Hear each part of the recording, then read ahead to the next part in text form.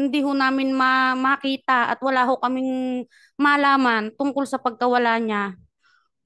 Pagkuha po ng DNA sample, wala man lang po kaming nakita na, oh, ito po yung picture ng dugo or yung hair strand po na sinasabi. Wala po kaming nakitang ganun. Pero yung sa NBI po, alam ko po na yun pong mga tao na involved po dito, sila po talaga.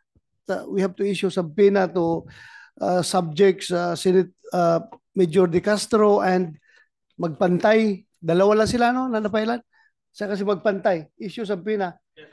Tumulong rin kayo mag-serve ng subpoena, ha? Si IDG. Hanapin nyo. I-serve ng subpoena sa kanila. Ibigay nyo. Thank you. Next hearing. Para nandito sila.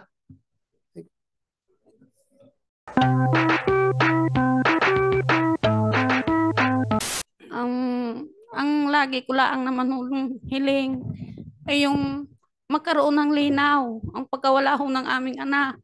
Dahil 4 na buwan na ho, ngayon hong susunod na buwan, halos 5 buwan nang wala ho kaming alam. Wala ho kaming alam kung nasaan talaga siya. Kahit ho medyo nakikita at nalabas yung mga balita na ganito ang nangyari sa kanya. Pero wala naman ho kaming nakikita o nalalaman kung nasaang lugar siya, kung saan siya dinala, kung ano ho ba talaga ang nangyari sa kanya. Wala ho talaga kaming alam. Yun lang ho, sir, ang lagi namin hinihiling na magkaroon ho ng linaw ang pagkawala ho ng aming anak. Nung pong mga unang araw na nawawala ang inyong anak at kayo po'y lumapit sa PNP, ano naman po yung naging sitwasyon? Paano naman po tinanggap ng PNP yung inyong reklamo?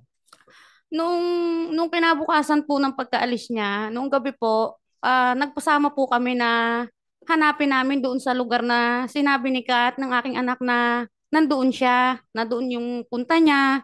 Sinamahan naman po agad kami nila kung saan ho po pwede namin siyang hanapin. Hanggang sa nagtuloy-tuloy po yung paghahanap, wala ho talaga. Hindi ho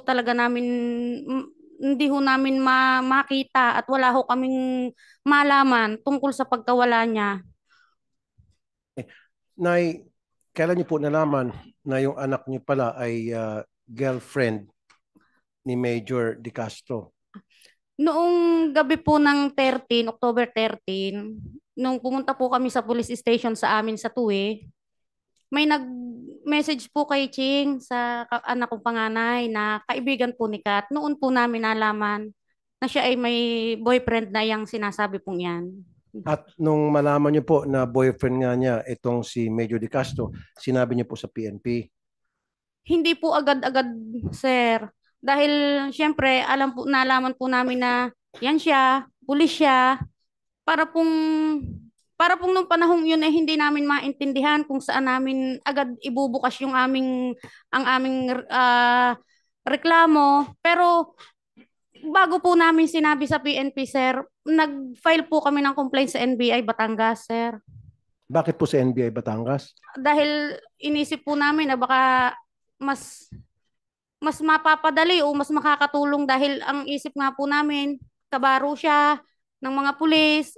Marami yung sasabihin ko na po yung naririnig ko sa iba na kabaro yan, baka may ganito ganyan. Pero sinabi ko naman po noon sa kanila na may tiwala ho ako sa kanila dahil kailangan namin ng tulong nila para makita po namin ang aming anak. Nung masabi niyo po sa PNP, after sa NBI, Apo. nasabi niyo rin po sa PNP na karelasyon niya ng anak ko yan si Major De Castro. Kailan po yun?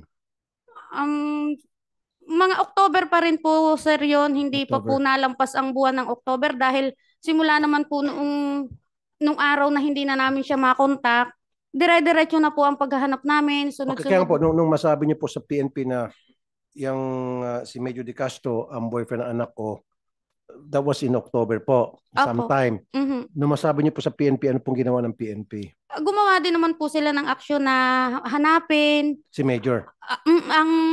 Magkaroon ho ng hiningan ho nila kami ng mga salaysay kung paano masasabi na si De Castro ang kasama, ang boyfriend.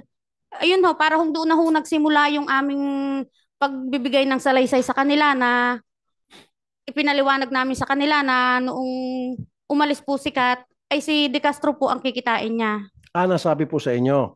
Sinabi po sa amin ng kaibigan niya, sir. Okay. Sinabi po. So, yan po ba ay nasabi nyo sa NBI din? Apo. Okay. Curious lang po ako. Ano po yung nangyari sa investigation ng NBI? Good morning po, sir. Ma'am. Bali, nag-file din po kami ng kaso sa NBI at nag-conduct din po sila ng investigation na ready naman po nilang ma-open na rin po kung ano po yung nakala po nilang mga evidence. At noong nakaraan pong January 29, 2024, kasama po namin sila sa hearing po sa RTC Taguig para po makakuha po ng search warrant po para po sa Globe Telecom, para po doon po sa disclosure po ng computer data. Okay. So, ano na po naging resulta nung search warrant na hiningi sa korte? Bali, meron na pong search warrant, hindi pa lang po, nagbibigay pa po ang Globe. Ayaw pa po nila magbigay. Gaano katagal na po ito since kayo po ay lumapit sa NBI at NBI kumuha ng search warrant sa Globe para dun sa pagkalap na ebidensya tulad ng sa cellphone and all? Bali, ilang buwan na rin po ang Buwan. nakakaraan. Months na rin po ang nakakaraan. Di Mr. pa Chair, rin po. pwede ba natin patawag tong Globe? Kasi ito yung problema din sa Globe, Mr. Chair. Napakabagal Yes, nila. next hearing, Your Honor. Comsec, take note. Globe. Globe ang pinuntahan nyo. Miss Ching Camilon. Bali, nag-hearing po kami sa RTC Taguig para po makakuha po ng search warrant sa Globe. Nag-issue yung Globe.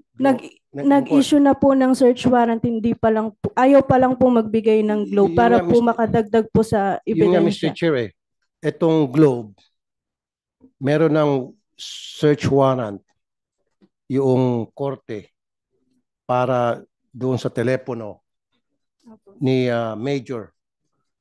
Ayaw pa rin ng Globe mag-comply.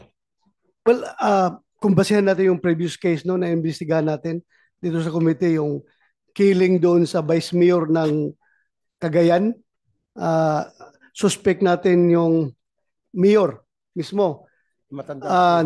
Nag-file tayo. Ang PRO to, yung crime lab doon, nag-file ng warrant sa korte, warrant to disclose computer data. Ngayon, pumunta yung Globe dito kasama sa hearing natin. Ang sabi ng Globe, ang computer data na ma-release nila, yung hanggang limitado lang daw doon sa yung call data records. Kung anong number tinawagan or tinext. Pero yung content mismo ng text messages, wala daw silang storage noon. Hindi nila may release the storage. Pero hindi ako naniniwala. Hindi ako naniniwala. Maybe pwede natin patawag din yung DICT, Mr. Chair. Yes, pwede. Ang DICT. DICT, yeah. Yeah. Check DICT plus Information Globe. Technology. Ah. So Ma'am Ching, so meron ng court order sa Globe para payagan na hingi yung mga data sa cellphone ni Major. Walang ginawang action ang Globe Wala pa po, sir. ni isa. Wala pa po. Nakita niyo katigasan ng ulo nitong Globe, Mr. Chair? Yes, so far, nagsabi sa iyo ang NBI na wala talaga binigay ang Globe? Wala po. Wala pong, nagsabi po sila na... Na-serve na nila yung warrant Opo. sa Globe? Bali, na-serve, wala pa po silang sinasabi na na-serve na, pero Anyway, meron na pong search warrant. Si Turtulpo, Kumsek, yung NBI na naghawak ng kaso nila, imbitahan natin next hearing. Yung NBI para malaman natin. Yung Globe, Mr. Pati Chair, yung Globe. sana, at saka DICT. DICT. Para magkalamanan. Yes. Kasi yung sinasabi nung last hearing, I remember that, Hmm. na hanggang doon lang sila sa tawag, back and forth. Well, yeah. But they cannot retrieve text messages. Text messages, That's wala. bullshit. Wala. We know for a fact na kaya yun, in fact, sa ibang bansa, tulad sa US, sa Europe, na na-retrieve po yung mga text messages. They have files pertaining to that. Yeah. Talagang ayaw lang po talaga nitong Globe. Ang sa kanila kasi, they would like to protect, okay lang yun, protect their subscribers, data privacy law. Pero kung galing na po sa korting dokumento, dapat respetuhin na. Mawawala yung data privacy law because that's a court order. Yes, at saka sinabi naman ng Data Privacy Commission na pwede yan. Pwede release ng Globe kung lahat ng data na may hawak nila, kasama na yung content ng mga messages, pwede na release. Sabi ng Data Privacy Pag Commission. meron, especially pag may court order. Pag Mr. may Chair. court order. Oh. Ito pala, may court order na, hindi pa rin po uma-action yung Globe. Well, patawag natin yung Globe. Yes, sir. Next hearing. Thank you. So, nagkakaroon ng parallel investigation, NBI at saka PNP. Opo. Para sa inyo, sino po mas mabilis sa pag-imbestiga? Bali, para po sa akin, mas na pumapanig po ako sa NBI dahil ako po mismo yung nakakakita kung ano po nangyari nung araw po na yun. Ano pong pinagkakaiba doon sa investigation na ginagawa ng PNP versus sa NBI, ma'am? Bali, yun pong sa PNP, wala po akong nakikita na mga witness na sinasabi po na nila na nakakita po ng katawan po ng kapatid ko na nililipat. Kahit po yung hindi ko naman po sila ibinababa kasi tawag po dito. Kahit po doon sa pagkuha po ng DNA sample, wala man lang po kaming nakita na, oh, ito po yung picture ng dugo or yung hair strand po na sinasabi. Wala po kaming nakitang ganun. Pero yung sa NBI po, alam ko po na yun pong mga tao na involved po dito. Sila po talaga. Okay, so in other words, mas thorough, mas mabusis yung NBI Opo. pag-imbestiga kaysa sa PNP. Mas satisfied kayo. Opo. Mr. Chair, marami na po kong kaso. Kanina sa opening statement ko, sinabi ko naman hindi naman lahat sa PNP loko-loko. Napakarami pa rin po mababait sa inyo sa PNP. And I salute them because I have so many good friends in the PNP. In fact, may mga relatives pa ako sa PNP. However, yung bang may bulok na itlog doon, yung kabulukan ng itlog na yan, nahawaan po yung mga malilinis sa PNP. I have so many instances, in fact, meron pa pong kernel na involved sa crime. Pag pulis kasi ang involved, nagiging baby-baby ng investigation. Yung po napapansin ko sa Napolcom, siguro, you would agree with me. Pag PNP po, kapwa PNP ang involved sa crime or suspect sa isang krimen, ang tagal ng proseso. And I experienced that so many times, Mr. Chair. Sobrang lenient sila imbestigahan yung kabaro nila. Pero kung yan ay hindi nila kabaro, kung yan ay tricycle driver, jeepney driver, aba, nakakulong na. May kasama pang kulata. Pero pag pulis, naku, sobrang baby. Inaamo-amo pa. Lahat ng karapatan ibibigay. Of course, give him his rights. Pero naman, do your best to do your job. Just like what Ma'am Ching Ching said. Sa NBI, very thorough investigation. Pero sa inyo, binibaby-baby nyo. Kaya nga I suggest, dito sa sa Napolcom, at you, Mr. Chair, being dating Chief PNP, pwede ba natin gawing requirement sa hiring sa lahat ng gusto maging pulis o pagkapasok sa PNP na kolektahan ng DNA sample ang bawat recruit at ilagay sa database? Kasama na yan sa ating ginawang DNA forensic law. Kasama yan. Ngayon Lahat, pa lang. lahat kasama.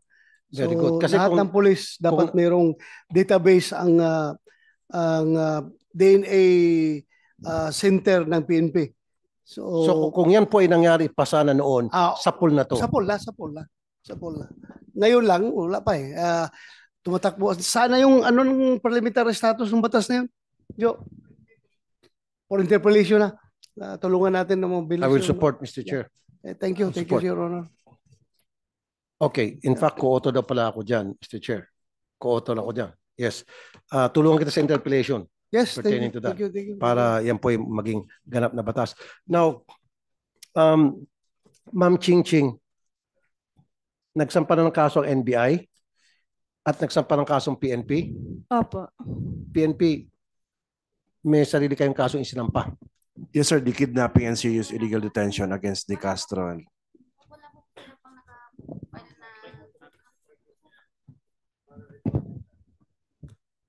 Ang NBI po ata, sir, hindi pa po nagpa-file ng kaso at inihintayan pa nga po ang ano nung Globe, yung pagbibigay nila ng ano bang tawag dito? Ng action po para mas mapaigi pa po yung investigasyon nila sa ngalan po ng ano Okay. ng data. Sa PNP, ano na po yung status ng case na ipinal niyo po na serious illegal detention? Sir, we're still Babaki awaiting Major? for the resolution, sir, kasi the case was elevated to the regional level of the regional state prosecutor after the inhibition of the Batangas prosecutor's officer. Pina-inhibit niyo po yung prosecutor? And what was the reason again, sir, why you requested for inhibition of the prosecutor? Because the counsel of Mr. Magpantay is a former fiscal and retired judge of Batangas province, sir. She frequented the office of the prosecutor's office. So with consultation with the Camilon family, we decided to file for Batangas prosecutor's office to inhibit and have the case elevated to the regional level of the DOJ, regional state prosecution, sir. And I would abide to what I've been saying. Give credit where credit is due. And you did a good job on that aspect. Thank you. Thank you, sir. Thank you, Colonel. Magandang ginawa niyo. Good move. Good move. Senator Tulfo, kung i-elevate nyo sa regional level, saan na magagaling ang prosecutor? Regional state prosecutor? Yes, sir. The case is still under PI, sir. Baka waiting- mamaya, mga taga Batangas pa rin yung nasa regional level, ha? Tingnan nyo. Baka mas maganda, elevate na sa National Prosecution Office talaga. Hindi naman, sir. I don't think the RSP, sir, will put the reputation of their office at stake, sir, with this case, sir. Sigurado Okay na na. kayo doon, ha? Yes, sir. Yes, sir. Kasi ang Batangas, part pa rin ng Region 4A, di ba? Yes, sir. Sige, go ahead. Ang ibig sabihin kasi, Colonel, ni Mr. Chair, sana sa Manila na lang para talagang malayong malayo. Kasi kung Batangas, probinsya pa rin yan, baka meron pa rin siyang influence within that area. Although, sinabi ko na sa iyo, I commend you for doing that dahil at least na ipalayo ng konti. Kasi sabi niyo, he frequents, yung council niya, he frequents that, yung korte na yan. So, inilayo niya lang ng konti. Pero, may point nga naman si Mr. Chair, Senator De La Rosa, sana nagpa-inhibit na rin kayo at nag-request ng transfer of venue, sana dun sa malayong malayo na kung saan totally zero influence na siya. Yung point ni, ano pong sagot niyo doon ulit? We will consider that, sir, no? With consultation from the Camilon family. We don't do action without their nod, sir. Since nandito na lang sila, di konsulta natin. Ma'am, nakikinig kayo kanina pa, Ma'am Rosario. Sinabi nila, nilipat nila sa ibang venues, pero Batangas pa rin yung mag-handle ng case. Sa region pa rin, level, which is Batangas province pa rin. Ngayon, ang suggestion ni Senator Bato de la Rosa, i-transfer sa malayong lugar, labas na Batangas, tulad ng Manila, o Cavite, o Quezon City. Ano po sa inyong palagay? Kasi daw kailangan konsultahin daw kayo. Sa amin po naman, sir, dahil kami naman po talagang nagtitiwala sa kanila. Kung ano po yung alam din nila na mas makakabuti at makakatulong po sa pagresolba ng kaso, doon po kami, sir. Kung mamarapatin po nila na dalahin doon sa mas malayo para makalayo talaga sa kanila, willing naman ho kami. So, in other words, Ma'am Rosario, okay kayo dun sa suggestion ni Senator Bato na ilabas sa Batangas yung kaso with your permission daw, sabi ni Colonel Malinaw, papayag naman daw sila. Ano pong inyong palagay? Okay lang po, sir. Okay lang po sa amin kung ano po yung mas makakahigit pa na ganda o mas makakatulong para po magkaroon talaga ng linaw. Mas makakatulong nga po, tulad po sinabi ni Senator Bato, Opo. pag yan po inilipat sa malayong lugar, wala sa Batangas, mas malakas ang laban po natin. Kasi wala na siyang influence. Opo. Totally yung council. Kasi yung council, sabihin na natin, anong lugar po ito sa Batangas? Yung kaso, pinagmulan? Batangas Provincial Prosecutor's Officer. Saan po banda? Batangas City, sir. Tapos tinatapos sa province. San Pablo, sir. That is based, ang DOJ Regional State Prosecution, sir, is based in San Pablo City, sir. Kaya nga, Laguna. Batangas Laguna, pa sir. rin. Laguna. Laguna na. Yes, sir. Okay. So sabi mo kasi Batangas Provincial, so Laguna na. Yes, sir. Komportable na po kayo, Ma'am, Laguna. Okay naman po na kung yun po baka naman ho hindi na yun mapapasok nung ika ngay nang galing sa Batangas na nakaka-impluwensya, eh sa akin, sa amin nga ho'y kahit saan, basta saan ho yung mas higit na makakatulong, sir. Doon ho kami. Kahit ho saan kami dalahin. Kung saan ho kami, kung alin ho yung mas magkakaroon ng tunay na kalinawan, doon ho kami, sir. Okay. Wala hong problema sa amin. Anyway, Your Honor, Senator Tulfo, komportable naman daw yung si IDG sa Regional State Prosecutor na Region 4A. So okay na kayo kung Yes, sir. komportable na kayo doon? Yes, sir. Yes, sir. So para mas mabilis. Okay And then, na Mr. siguro. Chair, may I request na ipatawag natin si Major De Castro? Yes, Ipasampina natin? Kumsek, issue subpoena. So that's a motion, ha? So I rule the motion in favor of Senator Tulfo that we have to issue subpoena to subjects Senate Major De Castro and Magpantay. Dalawa lang sila, no? Na napailan. Saka si Magpantay. Issue subpoena. Tumulong rin kayo mag-serve ng subpoena, ha? Si IDG. Hanapin nyo. I-serve ng subpoena sa kanila. Ibigay niya. Thank you. Next hearing. Para nandito sila.